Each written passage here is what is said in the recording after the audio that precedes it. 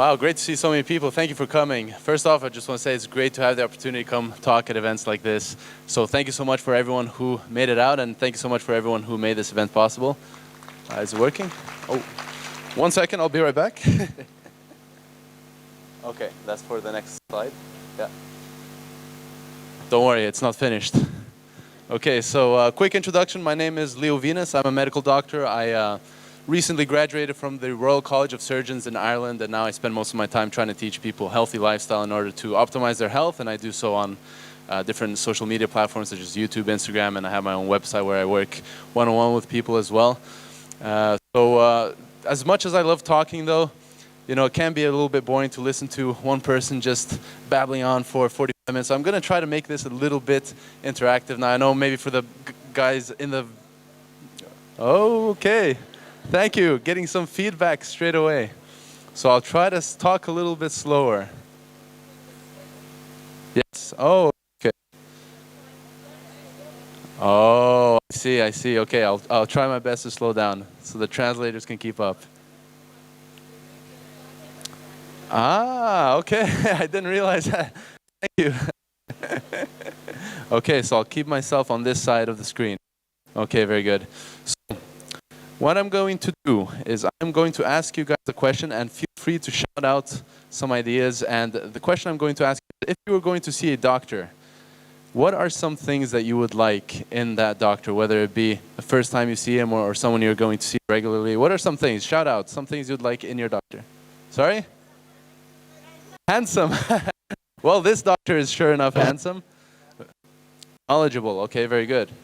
Healthy. Okay, lots of good suggestions. Caring and single. Okay, all the important ones coming out. Very good. Empathy. Okay, very important. Empathy. Knowledge, nutrition. Okay, perfect. That's a very good one. So, vegan.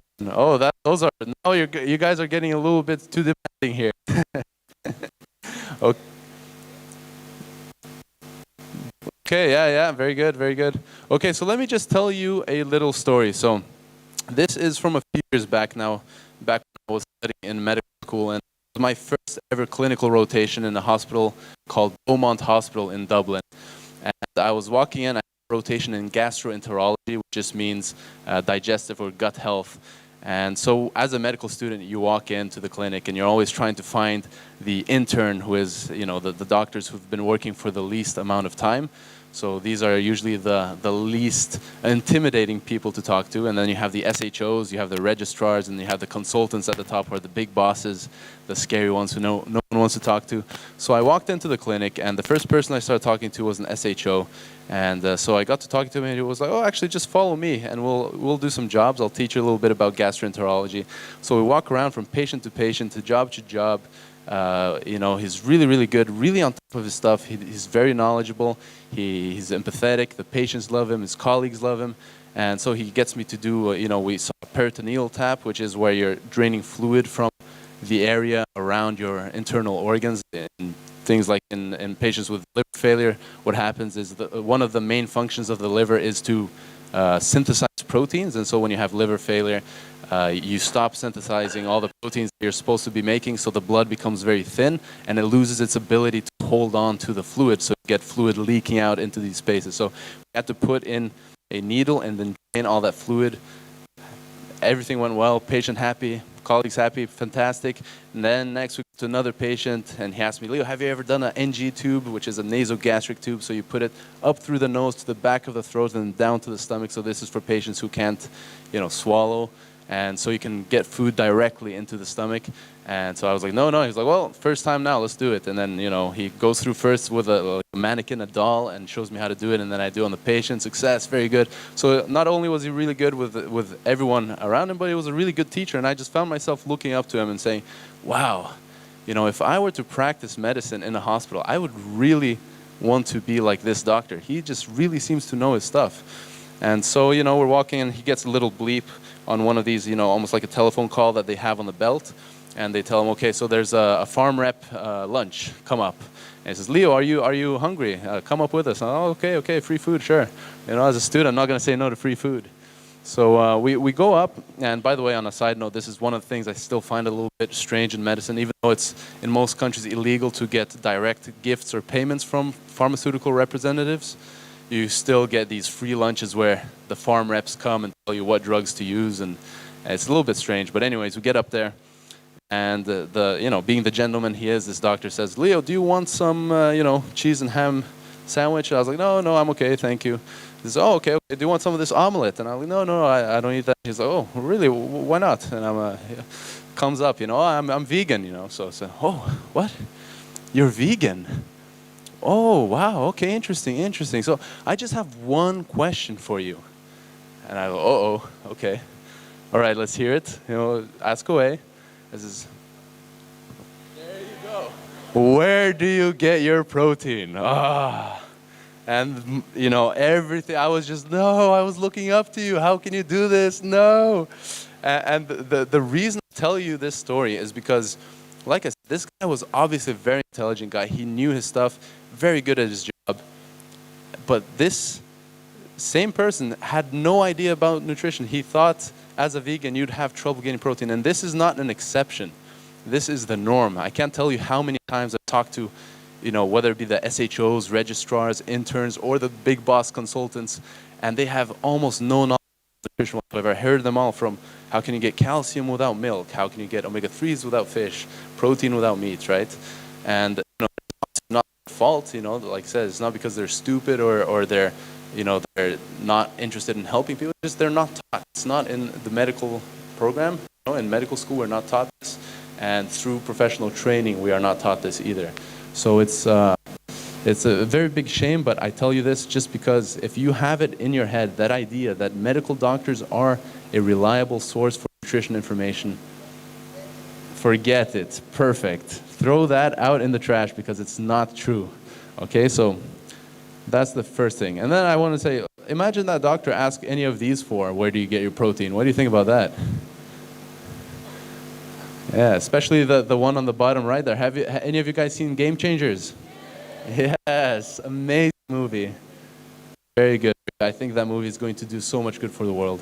But yeah, just in terms of the medical education then, just so you guys know, because I recently, I only graduated this year, so I'm basically, a lot of people think, oh, maybe doctors back in the day didn't get taught nutrition, but nowadays I'm sure, because, it's such an important thing. Nutrition is so important for health. It only makes sense that as the health experts in society, doctors should know a lot about nutrition, right? It only makes sense. But as someone who just graduated this year, I can tell you, we were taught the food pyramid right here. So the food pyramid from 1992. That's what we're being taught today in medical school. So yeah, I know it's depressing, but this is, obviously I can only speak for my school and my experience, but a lot of my colleagues who I've spoken to from other countries around the world have similar experiences where it's barely any nutrition, if any whatsoever.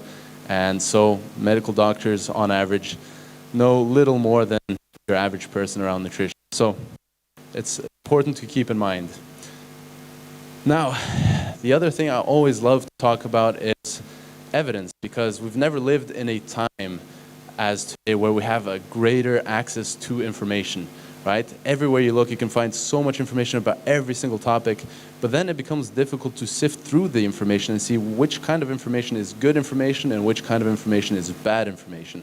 And this is something that we talk a lot about in medicine, because as doctors, we can't just give advice to patients based on gut feeling, or I think I heard somebody say that this is good, or anything like that. So everything has to be evidence-based, and so this is a concept that I think everyone should be taught, should be implemented in all schools, because being factually based is so important when it comes to aligning yourself with the truth rather than opinion. So I'm going to show you guys the hierarchy of evidence. So this is basically what the entire medical field uses to base their advice on. So like I said, everything has to have some sort of study, some sort of evidence in the scientific literature for you to be confident giving that advice to patients. And so I'm just going to go through this and talk a little bit about the different types. So the very bottom of the hierarchy of evidence, you have animal and laboratory studies. And the reason this is at the very bottom and it's not very reliable is because a lot of times biological processes that happen outside of the human body in a test tube or in a petri dish or in an animal from a different species than human beings is actually quite different from how things happen in our body. So it's oftentimes not very relevant to our biology, to our specific circumstances. So it's very dangerous to base your opinion solely on this type of information. And the other thing I like to just mention on a side note is that there's actually, to my knowledge, in most countries today, there is no such thing as vegan medicine. All medications are not vegan, and the reason for that is because for them to be approved, all medications in most countries have to go through animal testing before it can go on to human testing. And there's a few problems with that. So number one, a lot of things that end up being safe in animals other than humans, when they get tested in human beings, it actually ends up being very dangerous in human beings. So it can give a false sense of security. And then the opposite is also true. There are some medications that fail animal testing and therefore get cut out. We're never going to test this. And theoretically, this could be an amazing drug, an amazing medication that could, solve so many problems, but we will never know because it failed animal testing, and so it never goes on to the next step. So it's far from a perfect.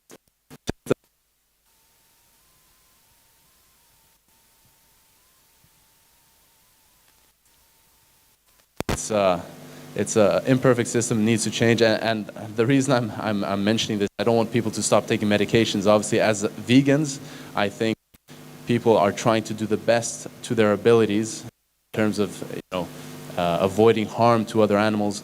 However, I think it's completely unreasonable for you to sacrifice yourself or something like that because you don't want to take a medication because it's vegan. I think we should rather focus on changing the system.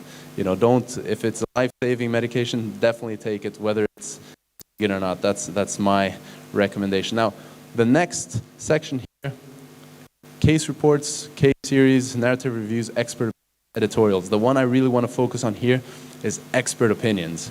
So this is, again, at the very, very bottom of the hierarchy of evidence. And this counts for doctors, nutritionists, any type of expert is one, whenever I'm talking about this kind of stuff, I always say, don't, trust what I think. It doesn't matter what I think. It's not interesting. I don't care about what other people think when it comes to the facts, when it comes to the science, right? Because human beings, there's nothing that is more human than making mistakes. It's part of human nature, right? So if you're basing your factual opinions on other people's opinions, this is extremely, extremely unreliable. And, so whenever you're trying to get to the truth, the bottom of something, don't base that on a personal opinion. Always look at the facts. The facts only come from the top sections of the hierarchy of evidence. So going up, we have case control studies, which are places where you compare disease rates in different populations and see if there are different rates depending on exposure risks. You have cohort studies. So prospective cohort studies are where you take, again, two groups of people. You try to control for as many of the things as possible, and then you see, okay, smokers versus non-smokers for 30 years, for example, if there's different rates of lung cancer, right? So this is the type of studies that were done a lot to actually find out that smoking caused lung cancer. And then even higher up, we have randomized controlled trials. So you have something called double-blinded, placebo-controlled randomized trials. So this is basically the gold standard for testing medications, and this is where the doctors don't know who's getting what, the patients don't know who's getting what. They're in a controlled center, so you know exactly what's going in and out. And then some people get the placebo, so a sugar pill, and then some people get the medication. And then you actually get the real effects of those medications. And this is actually the reason they do it is because the placebo is actually proven quite a powerful effect, actually. So this is the gold standard for most medications, like I said. But again, if you're going to control people and every single thing that they're doing, it's hard to do these for nutrition. There are actually some randomized control trials for things like heart disease and diabetes, but it's quite difficult to do for, you can't get people into a center and follow them for 20 years on a randomized control trial. That would be way too expensive and nobody would sign up, right? And then at the very top, or almost at the very top, you have meta-analyses and systematic reviews. So this is basically where they take a a large number of studies that are looking at similar outcomes, similar endpoints that they're investigating, and they're putting all of that data together to increase the power of the study, so to increase the reliability of the conclusion. So whenever you're dealing with research, the bigger your sample size, the more likely that the conclusions you come to are going to be correct, right? So this is why they do these meta-analyses and systematic reviews, where they're trying to get as much high-quality information and so that their conclusions are correct. And at the very, very top, you have clinical practice guidelines. So the reason this is at the very top is because you have professionals who are good at reviewing studies, who are good at reviewing statistics and research, and they're putting exactly what we're talking about, all the evidence in certain fields together to come to the best evidence-based recommendations. So a great example of this is when the World Health Organization and the International Agency for Research on Cancer came out with a report that red meat is a class 2A carcinogen and processed meats are a class 1 carcinogen. That was done by 22 of the leading experts in the world, taking over 820 studies and putting all of that data together to come to that conclusion, right? It's a huge, huge amount of work, and you can imagine it's difficult for someone who, you know, has a family or has a different job or who doesn't have the required knowledge it's just unrealistic to expect everyone to do that by themselves, and that's why the clinical practice guidelines can be so important.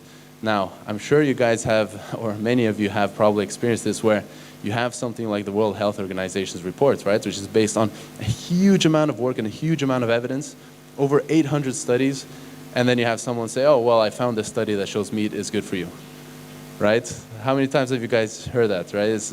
So you can't compare. That's the problem as well with the media. The media oftentimes compares these two as if they were equals, whereas one is very, very high quality evidence, the other one is just one study. And one study is always just a small piece to a large puzzle. You can't just base your opinion on one study. So if you ever hear someone say, well, I found a study that proves this, that's already incorrect, because one study by itself never proves anything. It's just one small piece. Okay, so here, I like this quote. I actually had to look up the guy who did the quote, because one time I did a talk and I had a quote on and I said, oh, so I found this quote by this guy called Siddhartha Gautama. Yeah, it's an amazing quote. And then I said the quote, and then at the end of the talk, someone came up to me and was like, yeah, Leo, I liked your talk. I was like, oh, thank you. He says, by the way, you know that the quote you took, you know that guy, right? It's Buddha. And I was like, oh, okay, that was embarrassing. So now I checked out who the guy is. He's apparently one of the most famous American self-help authors and motivational speakers. He used to do counseling, psychology as a professor, and I just really like this quote. The highest form of ignorance is when you reject something you don't know anything about, right? So how often do you see people criticizing others when they have no idea what they're criticizing, right? Or saying that they know something, whether it be nutrition, lifestyle, sports, any cultural beliefs, anything like that, and they say, this is how it is, and yet they have no fund of knowledge to back that opinion. There's another quote, actually, I don't have it here, which is, the greatest enemy to mankind is not ignorance, it's illusion of knowledge. That's another great one, right? It's people thinking they know something, when in reality, if they just accepted that they were ignorant, that would actually be much better.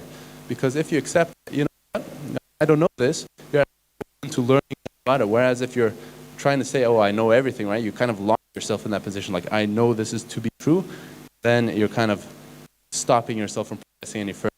And I believe a lot of times the same with the evidence, right? Say, don't listen to personal opinion, listen to expert opinion, listen to the evidence, because that's the most realistic. So I think we should always try to align ourselves with the most realistic concepts, and when it comes to ignorance, I think there is probably nothing more unrealistic than thinking that you know a lot. Just think about all of the knowledge that exists in the world, whether it be physics, biology, chemistry, mathematics, history, linguistics, geography, culture, religion, everything, all the knowledge that exists in the world. How much do you think one single human being could know from all of that? Like, let's see some numbers. How much do you guys think you can? 3%, okay. Anyone? 1%, okay. I actually asked this to one of my to one of my classmates in medical school, and he said, "Yeah, no, I think I know about 70%." And you know, he was American, that's why I'm doing the accent. Wow, you think you know 70% of all knowledge? Wow, that's amazing. I think I probably know less than 0.1%. You know, and he said, "Nah, Leo, come on, man, you know at least like 50%, man." And I was like, "Okay, number one, why do you think we know so much? And number two, why do you think you know 20% more than me? You know, what? Makes no sense."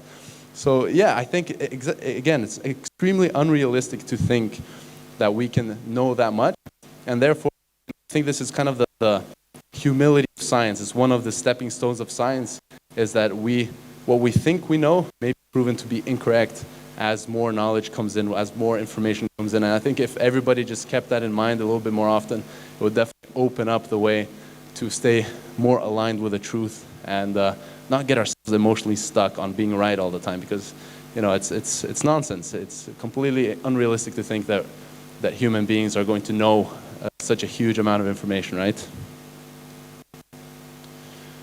But so, you know, I don't want everyone to just put your hands up and be, oh, okay, we don't know anything, you know, nothing. We do actually know a few things from an evidence-based point of view. What do we actually know when it comes to plant-based diets?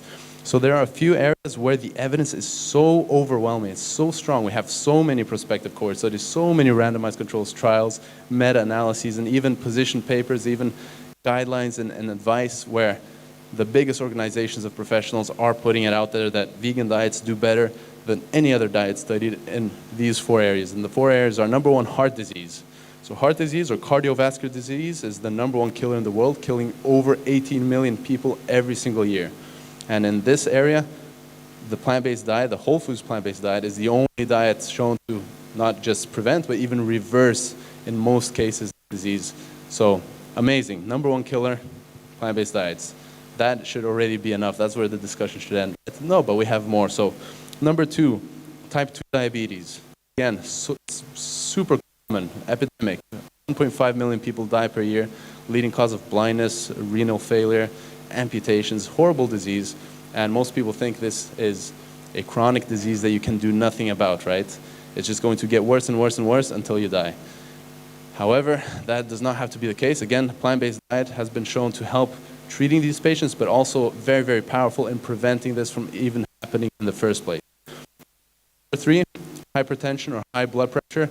So this is, again, so normal that we almost expect in medicine, we almost expect anyone who comes in, you know, over 60 years old, we almost expect them to be at least on one blood pressure medication. Otherwise, it's so strange, you know.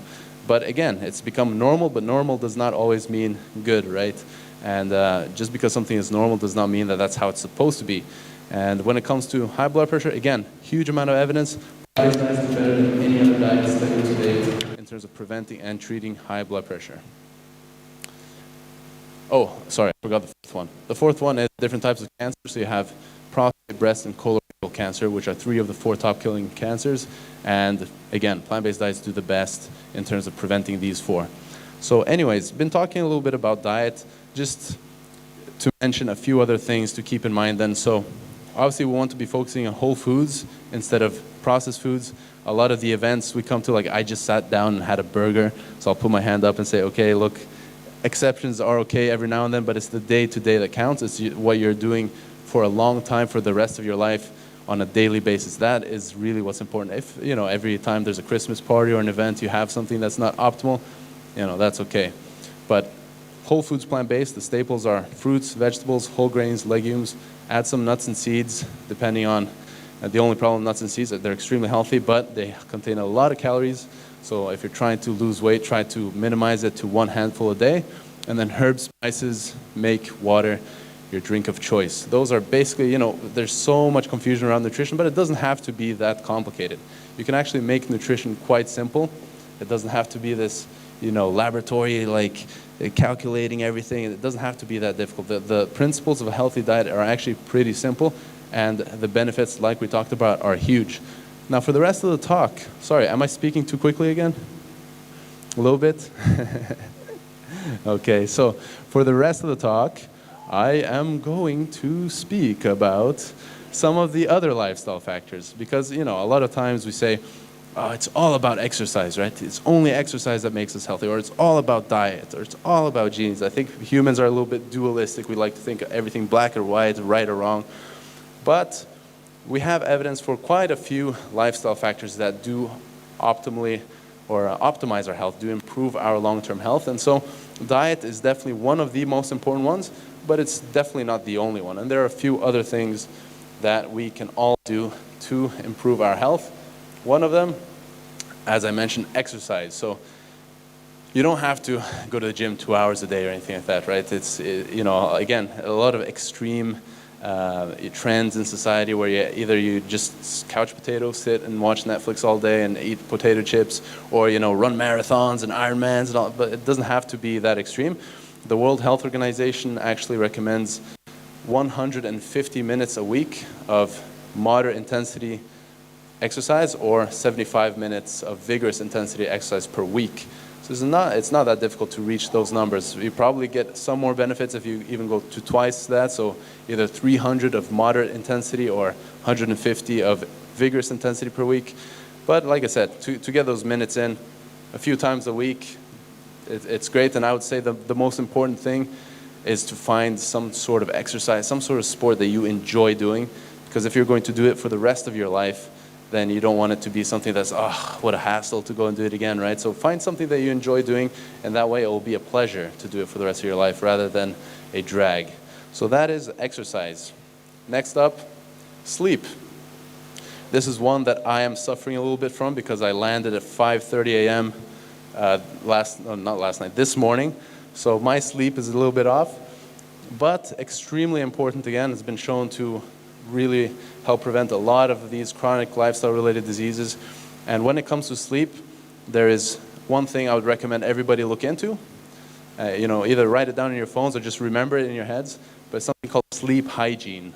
Because apart from anatomical and, you know, kind of rarer things where people have actual physical issues that keep them from breathing or keep them from sleeping properly, for most people, the number one thing we can do to improve our sleep is to look at sleep hygiene. And what sleep hygiene is these evidence-based guidelines to behaviors that help support good sleep, and then some behaviors that support bad sleep that we should avoid. So sleep hygiene, look it up, see what kind of things you're doing, see the things that you aren't doing, and just see if there's anything that would be convenient for you to incorporate into your life to improve your quality of sleep. Okay, number 4, well, not really meditation, relaxation. Relaxation, stress, again, is a factor. We have a huge amount of evidence suggesting that it's not great for us. It does increase our risk of heart disease, high blood pressure, etc. And the meditation is one of the ones that we have actually the best amount of data, but it doesn't have to be meditation. Any relaxation routine, anything that keeps you, you know, a little bit more relaxed on the down low. Some people like to take hot baths. Some people like to take walks out in nature. Some people like what's it called, the nets that you like. There's so many things that you can do, right? Exercise will help with relaxation. And then meditation, of course, you don't need to do it with this beautiful backdrop or the ocean and, you know, the sunset and perfect, like Instagram worthy. No, you don't have to do that. So meditation, you can do it anywhere. But again, incorporating some relaxation routines is probably a good thing for the majority of us. And the 5th one that I like to talk a little bit about is, I call it reconnection. It's kind of putting together social, mental well-being, and I think this is something that's not talked enough about in society today, because there's still a little bit of this stigma, a little bit of a taboo around mental health. You know, some people feel like it's shameful. You know, if you have a good life, you have a good economy, you have food on the table. You know, we shouldn't be complaining. But in fact, mental health issues are one of the biggest things in society today. It's probably very underdiagnosed, and yet studies are finding that, you know, rates of up to 10% of people at some stage in their life suffer from depression. There's so many other things, social anxiety, personality disorders, so many things, and yet we're not really talking about it. We're not looking into it as much as we should. So learning a little bit about this can be helpful for most people. Again, it's not an all or nothing thing, right? A lot of people think, oh, I'm not mentally ill, I shouldn't have to look at any of this information. But again, it's not, every one of us has some psychological patterns that are more helpful and some that are maybe a bit less helpful. And just being aware of some of these things can help all of us probably move a little bit towards the more helpful side. So a few things that I would like to say in terms of mental health. First things first, the number one predictor of happiness, the number one predictor of good mental health, trumps diet, trumps exercise, trumps everything else. The number one predictor is quality human relationships. Spending real time with real people. And in the age of social media where we're all on our phones, we're all on Facebook, we're all on YouTube, this is sometimes kind of ignored. It's kind of paradoxical. It's called social media because it's actually keeping people from being social in reality. It should be called unsocial media. But yeah, so quality human relationships, extremely important. Yes. So they've done a lot of studies on this, and it's the number one predictor. Beats all the other things. Yeah. Now, it's not the only thing. Again, we don't want to oversimplify things and say that this is the only thing that matters when it comes to mental health. There are other things too. The other thing I learned actually about human psychology, which was very interesting, is that human beings, for the most part, are actually subconscious animals. Most of the things that go through our head are happening at a subconscious level. Our reactions, the things we say, the way we walk, the way we talk, the things we think about others and our environment. A lot of this is actually completely subconscious, and being aware of that can actually help you kind of see where some of these patterns are coming up. And the nice thing, we have something called cognitive behavioral therapy in psychiatry and medicine, which is one of the most evidence-based therapies for things like depression, social anxiety, etc. And basically, we work on this connection from people's emotional thoughts, physical symptoms, behaviors, and we're trying to replace some of these subconscious beliefs people have with more helpful ones that are more aligned with reality. So just as an example, if somebody walks past you and doesn't say hi and you know them, some people might assume, oh, he just ignored me, he doesn't want to talk to me, blah, blah, blah. And you have this negative thing. Never even thought that you should think this way, right? It's just subconscious programming that happened, and that's why you're reacting this way.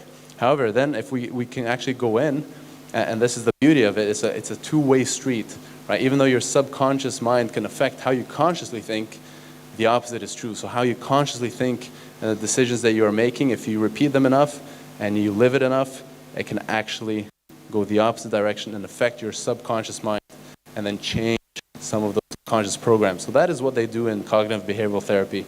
They try to replace some of these unrealistic, unhelpful logical patterns with more helpful ones. And there are four main, what they call them cognitive distortions, four main ones that they usually talk about. So I might as well just tell you guys real quick what they are. Because like I said, it's not all or nothing. A lot of us do have some of these unhelpful patterns, and to recognize them and be like, oh, I'm doing this, maybe I should, it can actually help just being aware and catching them. So number one is something called selective abstraction. So selective abstraction is what happens when people always focus on the worst part of something, right? So imagine you're on a trip with some friends and there's lots of good stuff, but then something goes wrong, and then this one person is going to be putting in overly focus on that bad thing, right? Exactly. So that's selective abstraction. The other one is arbitrary inference. So this is kind of similar, but instead of focusing on the worst part, it's actually making the worst possible conclusion out of every situation. So the example I talked about before, somebody walks past you, you say, oh, this person ignored me, he or she doesn't like me, right? That's arbitrary inference. Instead of thinking, oh, maybe he or she didn't see me, maybe he, is busy, maybe he's, on the phone or whatever, so you make more positive, more realistic, perhaps, assumptions. The third one then, we have overgeneralization. So this is where you make you generalize conclusions about your own personal worth from one example. So, I don't know, example, let's say you're playing football and you miss a penalty, and then you say, oh, instead of saying, oh, I'm bad at penalties, you say, oh, I'm so bad at sports, I'm uncoordinated, I'm this and that. So this is overgeneralization, right? And again, can be applied to so many areas of life. And then the last one that perhaps you might, recognize is because this one's actually very common, is minimization and maximization. So this is where your performance, you often underestimate your performance, and then whenever you make an error or a mistake, you magnify it, you over-exaggerate it, right? So you have this unrealistic, sorry? Yeah, exactly. So you have this unrealistic way of thinking that your errors are huge, but then your performance is, no, that's no big deal, it's just a small thing, right? So again, recognizing some of these patterns could be, already a big stepping stone and trying to shift towards a more positive mindset. But anyways, this is like in my opinion, a very, very interesting human psychology, behavioral psychology, extremely interesting stuff. And hopefully, as the taboo washes away and people start talking about it, we're going to do more and more research and learn more and more about this stuff, because it is super, super key, super important for health as well. Last thing, I don't know how we're doing for time. I think we have a few more minutes. So I'm going to talk a little bit about the pillars of medical ethics, because this is, again, as doctors, we try to be ethical. We try to live up to the standard, and we're actually viewed as one of the professions that still are viewed pretty positively by most of society in terms of being reliable and wanting to help and wanting to do the best for their patients. And so the 4 pillars of medical ethics, you have first autonomy, which means allowing people to reign over themselves, reign over their own bodies, make their own decisions. So you're not going to force someone through a treatment if they don't want to do it, right? People have the right to decide what they do with their own bodies. So that's autonomy. Then you have beneficence, which is trying to help, trying to do good, trying to do your best to solve whatever problems your patients are coming in with, right? Then you have non-maleficence. This is the do no harm, I'm sure many of you have heard of. So obviously, if you have a treatment that is not really going to help someone but has the potential to really harm them, then you don't want to do it because of non-maleficence. So you don't want to harm people when you don't have to, right? And then the last one is justice, pretty self-explanatory. You want to be fair to your patients, and this one comes a lot in terms of allocating resources, that you don't want to treat, one patient over another, etc. And these are the 4 pillars that we're always wrestling with in the medical industry, and we're trying to use in order to make sure our decisions are ethically correct. And the reason I also like to talk about this is because, in medicine we talk a lot about this ethics, but we are only talking about it towards patients. But if you just expand this a little bit towards outside of medicine, and you think about people in general, society in general, maybe even animals in general, maybe the planet in general, then you can start seeing that if you're applying a lot of these, a lot of these concepts, a lot of these ethical pillars that we use in medicine to other areas of life, then you will start seeing a lot of overlap with some of the concepts behind veganism, which I'm sure many of you are familiar with as well. So I think this is something that is very beautiful about humanity, is that we have the potential to do so much good as well, and we have the potential to kind of raise above this kind of jungle of survival of the fittest, etc. And I've tried not to talk too much about ethics in the past, because a lot of times people view, if you're talking about ethics, you're emotional and you're not being factual, you're not going to be logical. And obviously this can be true. Otherwise, the only logical people in society would be psychopaths, right? Because if you can't have any emotion to be logical, then psychopaths would be the only logical people on the planet. So obviously they're not mutually exclusive. You can have emotions and still be logical in your thinking. And I don't think anyone, whether you be a scientist or not, having compassion for the weak, helping the innocent, remorse for the helpless, these are, like I said, one of the most beautiful values that we have as humanity, and being ashamed of that, whether you're a scientist or not, is nonsense. So I don't think anybody should ever be ashamed of those things. And yes, I guess that is it. That is, I actually wasn't sure if that was the last slide or not. So that is the end of my talk. I hope you guys found some of this information interesting. I definitely think, like I said, this is one of the most important things. Of course, if you're wanting to optimize your health and you want to be around and be healthy and feel good for as long as possible, then we want to incorporate as many of these things as possible. Obviously, you can't be 100% on all of the factors, but incorporating as many of these things as possible is going to give you the best effect instead of just focusing on only diet or only training or whatever. If anyone has any extra questions, I'll probably be outside the lecture room around. Oh yes, so I studied in Ireland, but I'm not Irish. I'm half Norwegian, half Brazilian. Very strange mix. Yeah. So yeah, it's opposites, like the polar north and the tropics. But yeah, so like I said, I'm going to be probably outside there. If anyone has extra questions, you can also contact me on Instagram at Dr. Leo Venus, and also I have a YouTube channel, and my email is also contact@drvenus.com. So anyways, hope you guys enjoyed. Thank you so much for your time, and yeah. Thank you, Leo.